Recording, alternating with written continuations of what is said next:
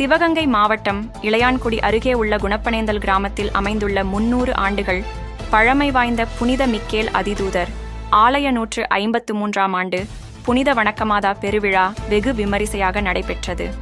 முன்னதாக புனித மிக்கேல் அதிதூதர் ஆலயத்தில் பரமக்குடி பங்குத்தந்தை அவர்களால் சிறப்பு திருப்பலி நிறைவேற்றப்பட்டது. தொடர்ச்சியாக வானவேடிக்கைகள் மற்றும் மேளதாளங்கள் முழங்க புனித மிக்கேல் அதிதூதரின் உருவம் தாங்கிய தேர்பவனியை கிராமங்களில் முக்கிய வீதிகளில் ஊர்வலமாக சுமந்து வந்து தேர்பவனி விழா நடைபெற்றது.